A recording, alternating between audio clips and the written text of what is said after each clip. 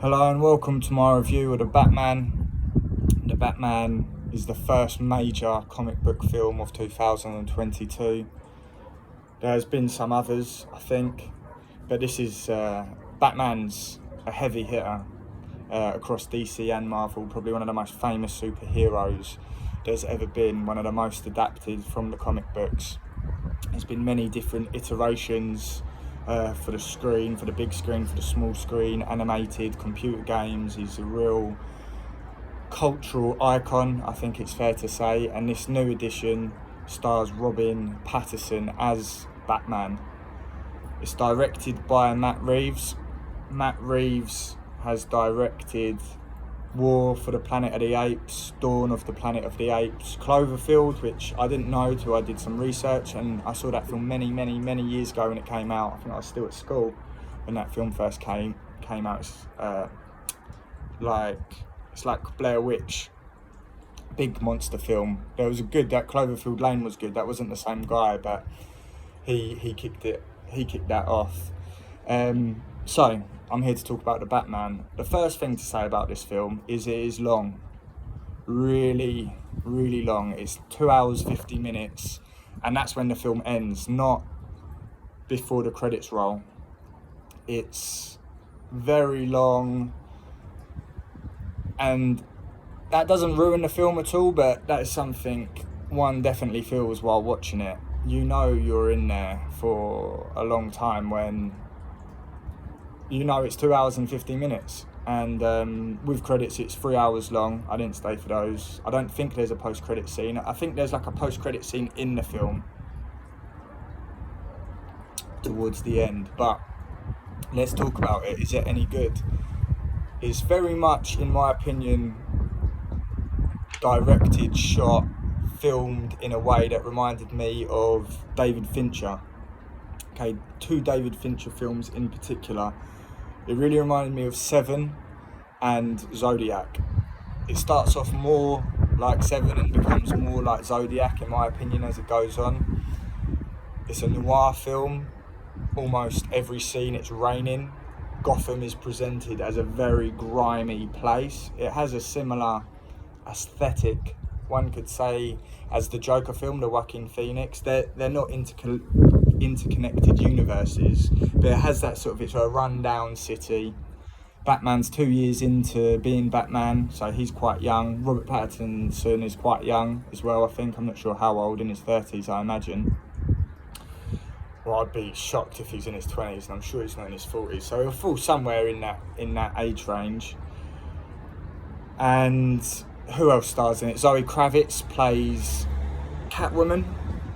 She plays Catwoman in it. She's really good. She's incredibly beautiful. She's incredibly athletic. The fight scene she has with Batman and by herself are believable and shot well. She puts in a good performance. Colin Farrell is getting a lot of praise for this film. If I was more savvy with tech, etc., I would now put up a photo of him, because I was speaking to one of my brothers today, telling him about it, and showed him a picture, and he didn't believe that it was Colin Farrell. If you didn't know, you probably wouldn't be able to tell. The prosthetics, the makeup are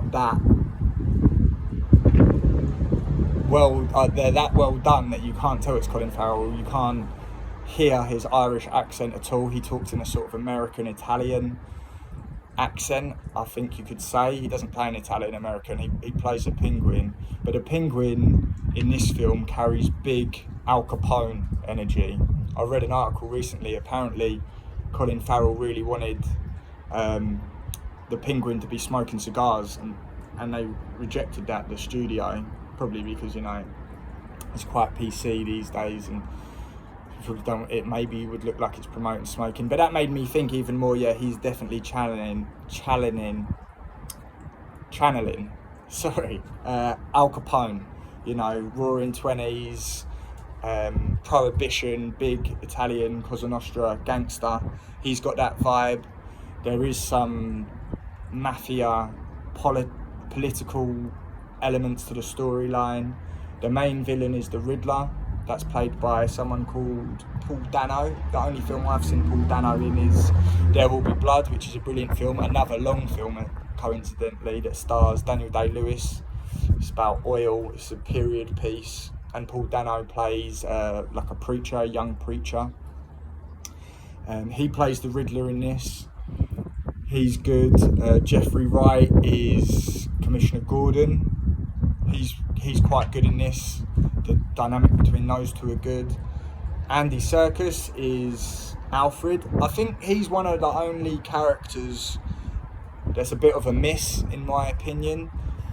I'm a big fan of Andy Serkis. He's a force of nature when used correctly, and the director obviously knows how to use him, as he was Caesar in those Planet of the Apes films. And of course he was Gollum. He's really good in that Black Panther film. He's got a little role in one of the Avengers films, I'm sure he does. And he's played other things. But I don't know, his relationship with Bruce, Batman, Robin Pattinson isn't as strong as I think it could be. What's Robin Pattinson like? Well, he's 80% of this film as Batman, not as Bruce Wayne. When he's Bruce Wayne, he's not too different to how he is in Batman. If you cast your mind back to the Christopher Nolan films, and Christian Bale as Batman, there's that scene, isn't there, where he rocks up at a party in like a Lamborghini or something like that with a couple of supermodels on each arm, and he's laughing, he's slightly obnoxious. He's playing up to that playboy billionaire persona that he has. Sorry, I know I keep touching my hair, it's just it's gone proper up today, so that's why I'm doing that. But anyway, Robin Pattinson isn't like that in this. He is moody, quite emo. His haircut, maybe that's why I'm worried about my barnet, to be fair, because it's a bit all over the gaff. But his hair, one of my other brothers I saw it with when I watched this film, and he said his hair reminds me of Tobey Maguire's in Spider-Man 3. No, when he is a bit emo and he does that weird dancing. His hair is kind of like that. He's very mopey,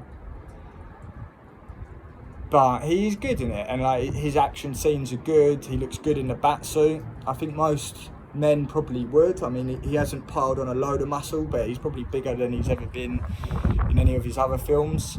Of course, is he most famous for playing Edward from Twilight? I mean, that was his big break, but he's done a lot of different films since then. He was good in that Tenet, which I didn't really rate at all. That is a confusing film, a Christopher Nolan film, but he's in that. He's quite good in that. He's in a few. He's had an interesting career since the Twilight franchise, as has the lady from Twilight. She's done a lot of interesting films. But yeah, he's Batman now. His rapport and chemistry with Zoe Kravitz is really good. He's really believable.